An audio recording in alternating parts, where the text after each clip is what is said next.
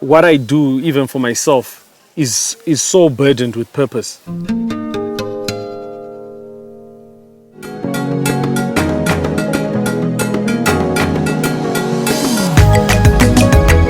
Things that impact a large number of people. It wasn't a case about telling good jokes. The country seriously needed comic relief. Yeah.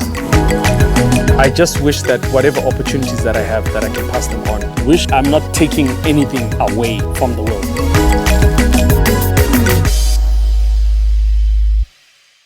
Hi, welcome to Magriza. My name is Prince Sivano Mahlang. So today we're here at the community of Ntabayengwe, but I'll just call this Ekaya. And I think it's going to be molded Ekaya with the incredible work that the Ncubes are doing here. So we're here for today's shoot to learn what Carl and Nelsy are doing on the project of Ekaya, but also going to get time to cook and talk more about the motivation as a power couple. We're just 435 kilometers from the city of Bulawayo, and we're just 10 kilometers from Victoria Falls. So if it's the first time in the channel, please click on the subscribe button and turn on the bell notification so that you don't miss any of our videos. Welcome to Triple MC.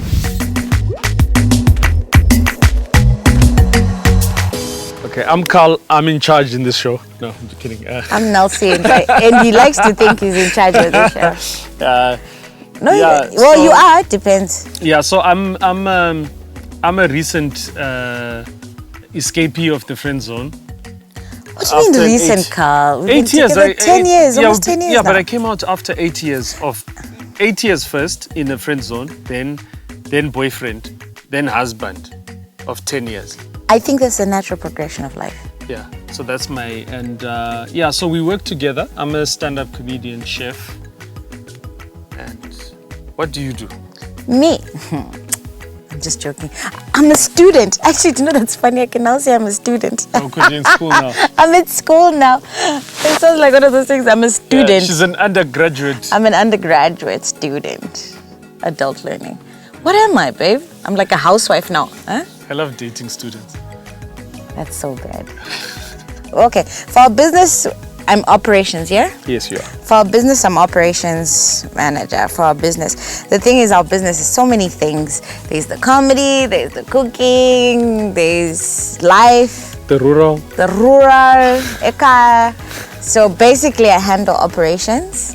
And yes, I am still a student. Started my undergraduate degree, Bachelor of Honors in Media Studies. So, yeah. She's on attachment. I had my own house.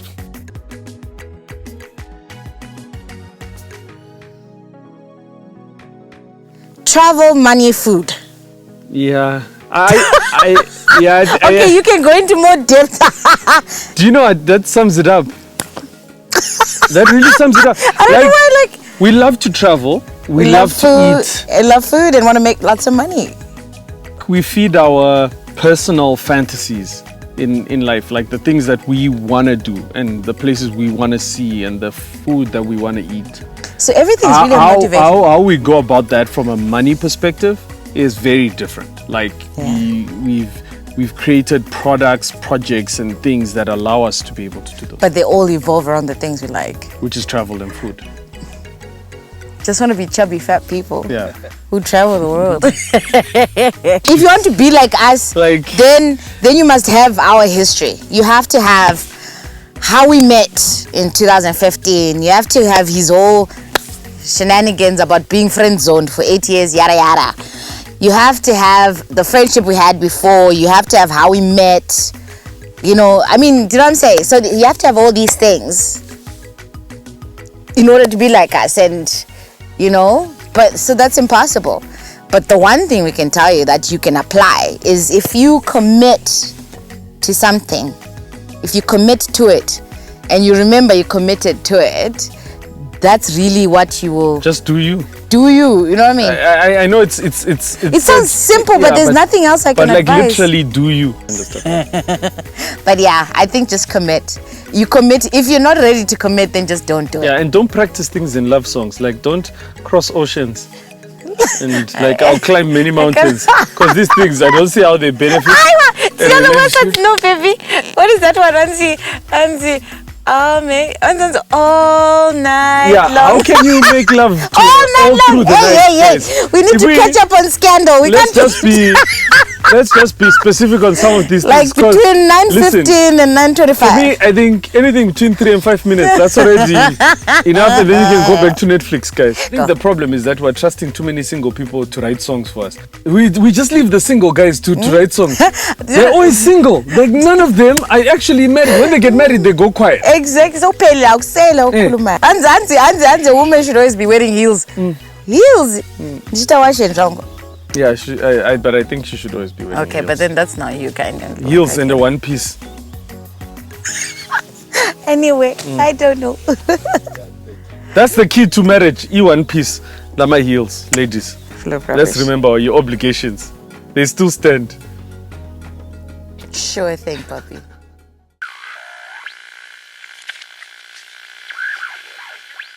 Welcome. Well, hey, big falls, man. Welcome. Ekaya, you know, everyone is like, oh, Carl Joshua. Hey, it's good to be here, man. Cool, man. It's good, Welcome. so experiencing so much and seeing nice place here that you're building, yeah. Can you guide us through your model? Vision point. Yeah, so for us, we just wanted to create a resting place for us. Our clan doesn't have a rural home. And, you know, the long and short of it was that looking at the next generation, how are we going to create something that people could call home? And that's where Ekaya came in. But as we were thinking up the idea and sharing with people online, we started noticing a lot of other people had this same problem. And so out of that came a product of trying to get people to understand how to integrate rurally, to understand rural lifestyle through our experience. So part of our model is that in our first year of existence is really just about learning how to live in a community. Okay, assimilating. Yeah, so we're not actually performing yet as a company. Okay. We're basically, once we've done our research, then we know what product we are actually trying creating. to create. Yeah, so it's balancing two parts. We're solving a problem of how does not a young couple, but how does a Zimbabwean couple, Yes. modern in town sort of couple, integrate into the rural areas. And so what we're creating here is pretty much us just feeling our way of being inspired by people here, having our own travel experiences, trying to merge somewhere in between and figure out what our new identity is as the Ncube family. Okay. What is the perception of rural area here in Zimbabwe? Backward, uneducated, poor, every bad thing. You know, it's the place where you go when you fail to cope with the city. And then you go to the rural areas, maybe we'll keep a matros or whatever it is. That is ceremony. So, but I think our objective was to change that perception. You know, we were going to live and thrive in the rural areas. We're going to make it cool. Yeah. For us, that's the equivalent of the American dream. Our rural dream is the thing that we think Zimbabweans need to aspire to. Because in the rural areas where the food is fresh, the water is fresh, the air is fresh. People have got stories so to it's tell. all it's all premium stuff. It's the reason why, you know, we're not getting those cases of COVID, for example. You know, we're in the middle of a pandemic, and yet you notice how our houses in the rural areas are already socially distanced, and people are people constantly spending time outside, and Exposure people, to the sun, you know, that kind of thing. So those things, we now need to start looking at rural more as the key to a lot of our solutions. Okay, long-term sustainability. Absolutely. The reason why I like tents is because the reason why I find sometimes, and not to bring up race, but why white people have a lot more confidence than we do, is because a lot of my white friends, when they're young, they're given a tent. Okay. Tent is a form of ownership, teaches you ownership. Build it's it my from tent, scratch. it's my house. Okay. That's why the kids can, oh, Dad, can I go camping in the backyard? They own something. Okay. Which they also makes them build makes from them scratch, confident. yeah. Which is, we used to have that in our culture as well. By the time we were in our teens, our father would be like, there, you're going to build your house. Then you build what? Your own house. Then he says, that's your crow, that's your cow. Then you start owning things. Sense of ownership. We've stopped that. We've now wanted our kids to own things, toys, mobile phone, not things of substantial value. Exactly. So that is the thing that we hope to teach with this, is to say to kids, this tent here, you must own one. You must go build, not just that, but here's something we built with our own hands using mud. The key. Imagine what is going to happen when a TV series cooked in a mud house makes it onto Netflix. Ratings go up, man. Yeah, but imagine what that says to the young kid in Zimbabwe. Yeah, exactly. Who's going to be like, a mud house? Yeah, I mean, it completely defies everything that they know. They're never going to build a regular house anymore. They'll be like, want to build Carl did it, so yeah, surely. Yeah, I can do it. Yeah, I'm watching it on Netflix. Yeah. There it is. You know? Yeah. Exactly.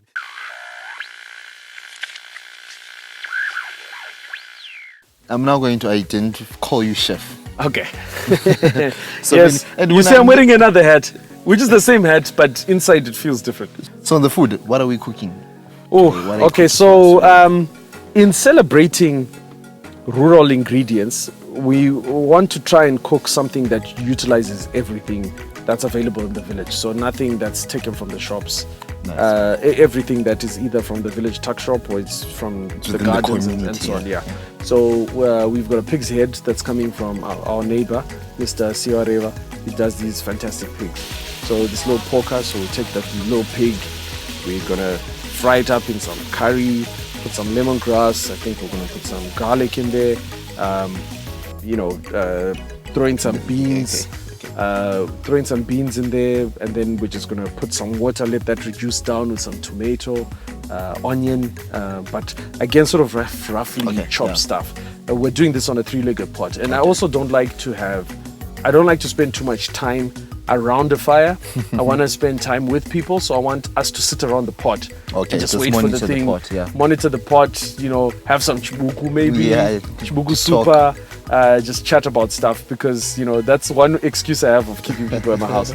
And then we'll finish it off by adding some rice in there, so it's an all-in-one sort of pot.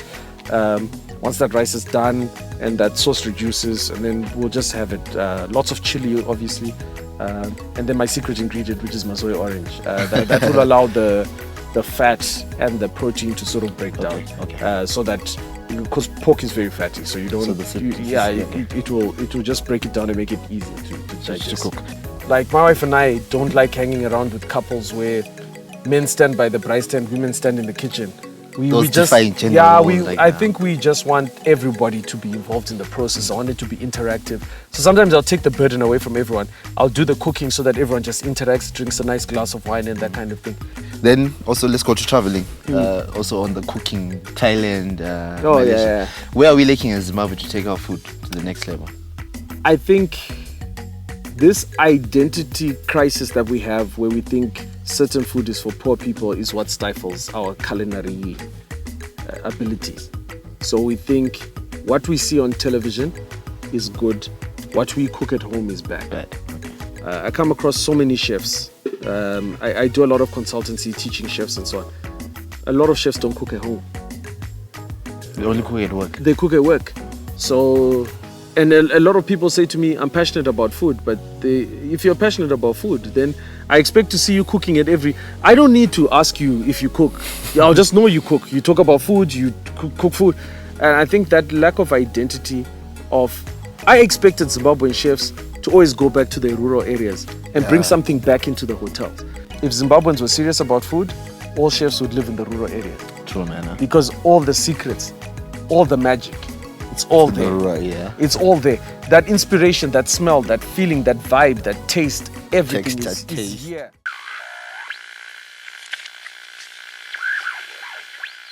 Okay, so Carl, where do you see Ekaya 10 years from now? As a visionary. Look at me. Listed on at least 3 African stock exchanges. Wow. I think owning probably 100 patents. Nice, man. I think we see ourselves as an inventive company. We see ourselves as a solution provider. Progressive. I see in that time, I want to at least have created something that is always going to be known as one of the greater inventions from Africa, in Africa. And you know, I'm not even talking about something amazing like a water pump or anything. I'm talking about maybe like a type of clip that's used for tomatoes. I don't know, but something elegantly designed, not by me, but by collaboration of people. I see Ekaya being at the forefront of the models that are being set up for sustainability in tourism. I see people traveling to Africa being able to stay in someone's hut. Yeah. I see a couple of millionaires coming out of this, you know. Okay. I just see a new discussion around rural. I see new narrative. Huh? Yeah, a definite new narrative. We're talking about the city bed yeah. and looking at the proximity of Ekaya to Victoria Falls. Yeah. Let's talk about that distance and why Victoria Falls is the go-to place now. So that's our cheat. That's our little cheat code. So we are rural, but we're not remote. Okay. It's also because Victoria Falls has been very strategic because Victoria Falls lies at a watershed where it now needs to consider the implications of its city status on a lot of its natural resources. Okay. Not just the animals, but even the people. You know, all these rural communities and displaced tribes that were put together. And for us to be a part of that discussion, and even better yet, set up solutions where people don't necessarily need to lose their homes, that villages can be made into cultural assets, that villages can contribute to the GDP the same way. I would love to see rural areas being protected because of their intrinsic value that they hold to an economy. So I'm excited about that.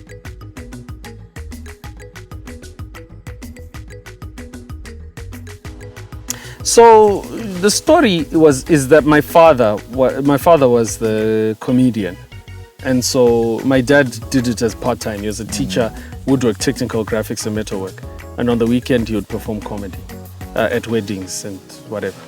So me being in advertising, I thought I was going to manage my dad because I saw potential there. I saw how he could make money. So in fact I spent 10 years studying comedy so that I could manage my dad. Okay. Right? And because my dad was too afraid to do it on his own, to say, oh, someone's coming to watch Charles Ncube, I decided, okay, let me just, since Dad, you've been asking me to tell you jokes. Anyway, I used to tell his jokes since I was young. And I had a few of my own that I used to tell my friends. So one time, I'm at the office, I'm just cracking some jokes. I used to work with Tariro. Yes. Then Tariro was like, I'm doing this music thing. Would you mind coming to just tell that joke that you tell? Just tell the one joke. So I told the joke, and then I'm now in the papers. Everyone's like, Carl's turned comedian or whatever. So we had to go back, sit down and say, okay, where's that business plan I wrote for my dad? Then implemented it for myself.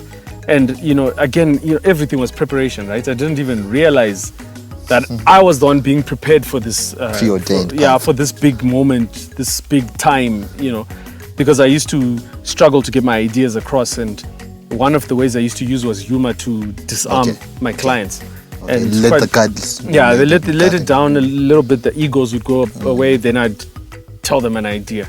So I saw definitely comedy was a great way to achieve greater influence and be able to push a bigger agenda. The things that were closer to my heart, sustainability, environmental issues, these kind of things can only come about because people have already followed you as a comedian. So they are going to follow you wherever you go. In line of work. Yeah. Then if people want to connect with you. Yes, connect with me. Yes, I've taken myself off grid. No. I think people can still connect with me like on social media. Like it's Carl Joshua Ncube for everything. Okay. So on Facebook, Twitter, Instagram.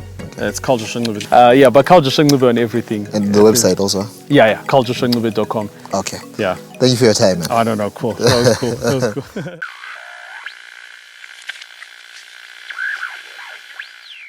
Okay, so imagine a sustainable rural area that you can travel to, getting all the ingredients from one place, having that relationship with food, in which Carl Joshua is trying to promote of the Ekaya project, but also trying to promote our rural areas and not seeing them in the bad narrative or telling ourselves bad stories about the rural area, creating positive stories. And everything starts in the rural area, so it's advisable also that we take cognizance and learn from imsebenzi eminingi ekhona lapha emakhaya. So thank you for watching. I'll just leave everything in the description and also the contact details for Carl and also Ekaya, www.carljoshuancube.com, also on the social medias, Twitter, Facebook and Instagram. So let's talk in the comment section what you think about this incredible model that they are building an empire. So I'll catch you on the next one. Remember, keep the love, keep the wood. Peace. People say we spend too much time together. Some people actually say we spend too much time together. Do you not find that funny? I'm like, okay, but we are happy doing that. Like, if you don't want to spend time with your wife, my boy. If you don't want to spend time with your wife, don't spend time with your wife. I don't know. What were you doing before you were married? Like, yeah, you're my people, you're my boy. So, because you know, there are days I will always love you. But there are days there are days I think you don't even like me sometimes. But I know you love me, but you don't like me. How the hell am I supposed to know? The script was written, it was up, and then there's a part that says proposal. I thought it was a joke. Motivation for couples who want to be like us? Yes, if you want to be a couple. Hey.